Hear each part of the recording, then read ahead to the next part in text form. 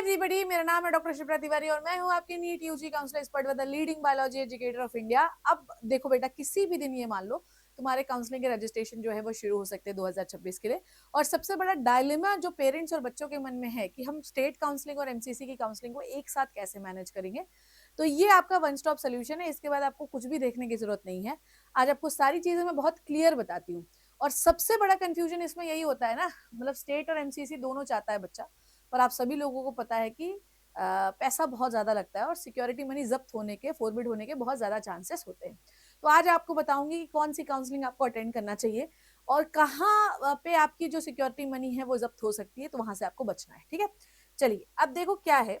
सबसे पहले मेरी बात को ध्यान से समझना। सबसे पहले होगा, अब देखो फर्स्ट वीक ऑफ अगस्त में मैं ये मान रही हूँ किसी भी दिन आपके राउंड 1 का रजिस्ट्रेशन शुरू हो जाओगे। किसी भी दिन ये मान लीजिए राउंड रजिस्ट्रेशन जो है वो शुरू हो जाएगा। किस तरीके से होता है इसके लिए मैंने पूरी गाइड आप लोगों के लिए बना रखी है, प्लीज इस चैनल पर जाकर देखिएगा। ठीक है, रजिस्ट्रेशन के बाद आप करोगे पेमेंट। ठीक है, पेमेंट के बाद आप करोगे चॉइस फिलिंग। ठीक है, चॉइस फिलिंग।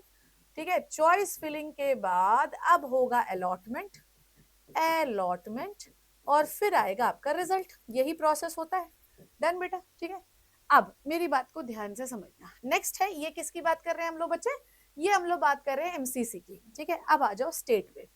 अगर मैं स्टेट की बात करूं तो स्टेट में भी ऐसा ही होता है। सबसे पहले होता है रजिस्ट्रेशन, रजिस्ट्रेशन के बाद होता है पेमेंट, पेमेंट के बाद होती है चॉइस फिलिंग, चॉइस फिलिंग के बाद होता है अलॉटमेंट और अलॉटमेंट के बाद होता है रिजल्ट। रिजल्ट, ठीक है, सेम प्रोसेस। तो प्रोसीजर दोनों को ऑलमोस्ट सेम है। अब मेरी बात को सारे बच्चे ध्यान से सुनिएगा, अभी मैं उस पर फिर से आऊंगी। अब जब आपका एमसीसी का राउंड 1 हो जाता है, ठीक है, एमसीसी का जब आपको राउंड 1 हो जाता है तब किसी भी स्टेट का राउंड 1 शुरू होगा। क्लियर है? जब स्टेट का राउंड 1 खत्म हो जाता है तो एमसीसी का राउंड 2 शुरू होता है। एमसीसी का राउंड 2 खत्म हो जाता है तो स्टेट का राउंड 2 शुरू होता है। स्टेट का राउंड 2 खत्म हो जाता है तो एमसीसी का राउंड 3 खत्म होता है, राउंड 3 शुरू होता है, ऐसे स्टेट का राउंड 3।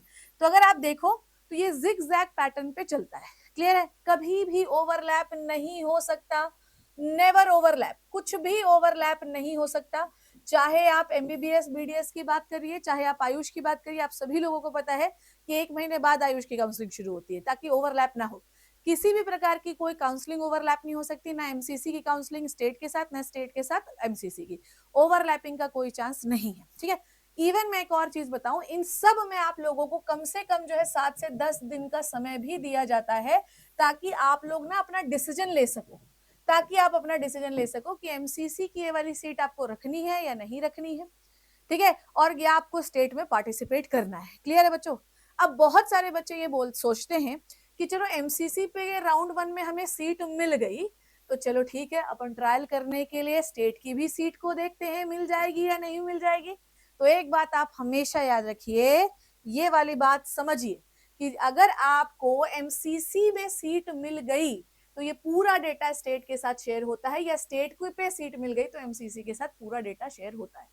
समझ में आ गई बात? अब सबसे डायलेमा किन बच्चों का मैं बताती हूँ। मान लो कि अगर उत्तर प्रदेश में आपकी रैंक 35K है, तो अब दिक्कत यह है बच्चों कि ये बहुत ही बॉर्डर लाइन बच्चा है। ठीक है, या हम इसको मान लो उत्तर प्रदेश से सीट मिलने वाली है। ठीक है, अब इसने क्या किया, एमसीसी की भी सीट जो एमसीसी की भी काउंसलिंग कराई।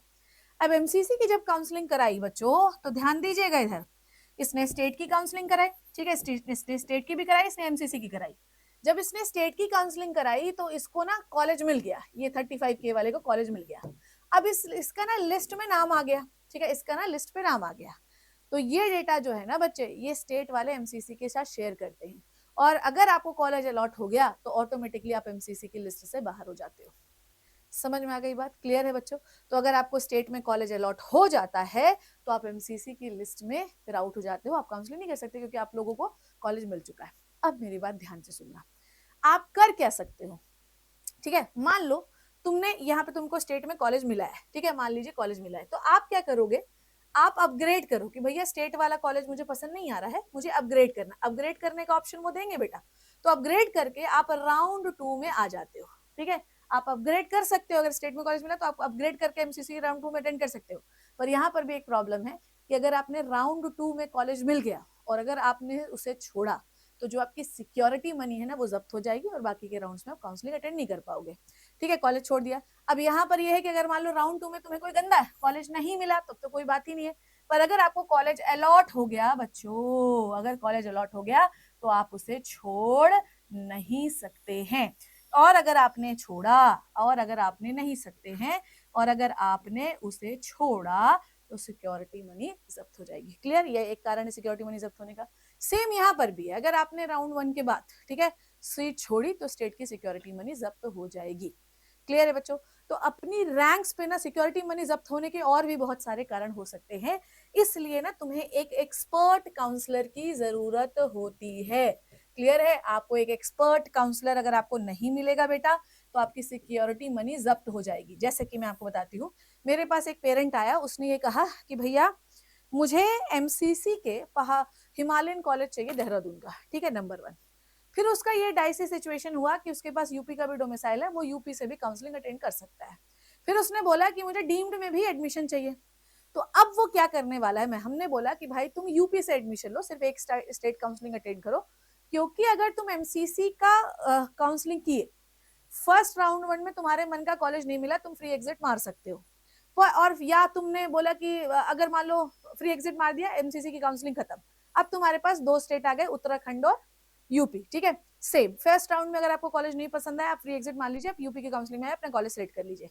पर अगर मान लीजिए आपने ये सोचा कि चलो ठीक है, मैं राउंड 2 भी ट्राई करता हूँ, मैं एमसीसी का राउंड 2 ट्राई करता हूँ, तो अगर आप राउंड 2 ट्राई करना चाहते हो ना, तो सबसे पहले आप लोगों को एमसीसी के राउंड 1 कॉलेज में जाकर रिपोर्ट करना होगा, अपनी 1 साल की फीस देनी होगी, और फिर जाके आप अपग्रेड कर सकते हो। मान लो अगर अपग्रेड में आपको कोई आपके मन का कॉलेज नहीं मिला, तो होगा ये कि आपको कॉलेज नहीं, मान लो आपके मन का कॉलेज नहीं मिला आपको, तो वो कॉलेज आप छोड़ भी नहीं सकते। अगर आपने कॉलेज नहीं ज्वाइन किया तो सिक्योरिटी मनी जब्त हो जाएगी। तो ये एक कारण होते हैं, बहुत इसके अंदर भी बहुत हिडन रूल्स हैं बेटा। इसके लिए आप लोगों को बहुत इस सोच समझ के काउंसलिंग करनी है कि हमें किस स्टेट की काउंसलिंग को अटेंड करना है।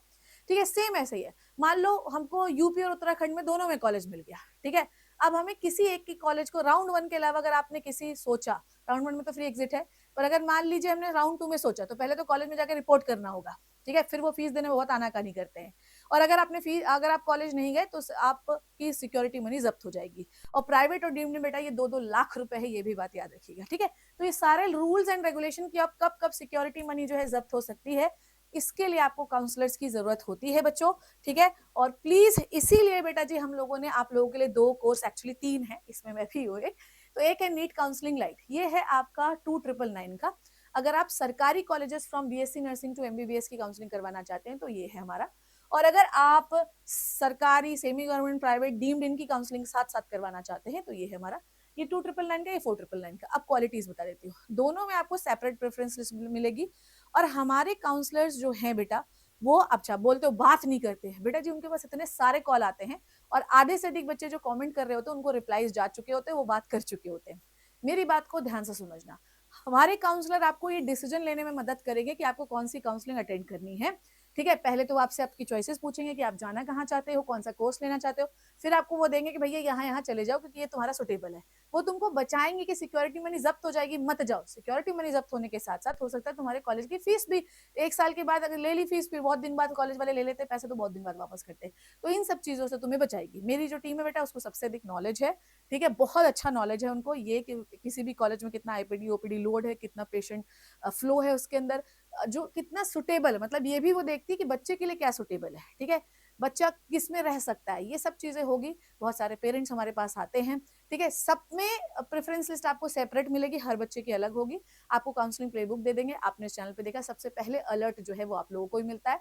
अलर्ट्स के लिए आपको ये टेलीग्राम जरूर ज्वाइन करना है, सबसे पहले ऑल इंडिया में सबसे पहले अलर्ट आपको हमारी चैनल पे मिलेगा, तो मेक श्योर टेलीग्राम जरूर ज्वाइन करिए। यहाँ पर बच्चे डिस्कशन भी करते हैं। अब दोनों में से देखो, अगर हो सकता है कि ये आपको 6000 का दिखे या 5999 का, ये हो सकता है 9999 का दिखे, 10,000 का, तो आपको GMC 50 कोड इस्तेमाल करना है, और ये नंबर फ्लैश हो रहा है, तो आप बैच लेने से पहले इस पर क्वेरी कर सकते हैं 7838501509।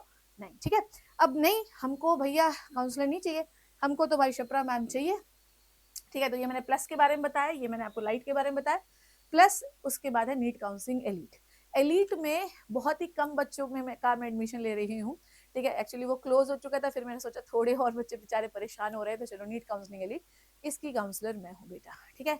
इसमें मैं बच्चों की ऑनबोर्डिंग करती हूँ, मैं बच्चों की प्रेफरेंस लिस्ट बनाती हूँ, मैं बच्चों के पेरेंट्स से बात कर रही हूँ। बहुत सारे ऐसे भी बच्चे जिनकी 10-10 लाख रैंक है, उनको भी हम कॉलेज दिलाने का प्रयास कर रहे हैं बेटा।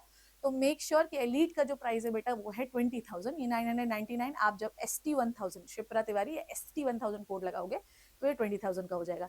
20,000 कारण ये है कि इनके पास, इन सारे बच्चों के पास मेरा पर्सनल नंबर रहता है, ठीक है। ये पर्सनल नंबर पे ही बच्चे कॉल करते हैं, मैसेज करते हैं, मुझसे बात करते हैं और कंटिन्यूसली बात करते रहते हैं अगर उनको कोई कंफ्यूजन। इनको बैठ के मैं रजिस्ट्रेशन करवाऊंगी, तो जितने भी एलीट के बच्चे हैं वो हमारे सामने आके भी रजिस्ट्रेशन कर सकते हैं हमारे साथ बैठ के, ठीक है। सो प्यारे बच्चों, ये था, आप तीनों में से जो लेना चाहें ले लीजिए।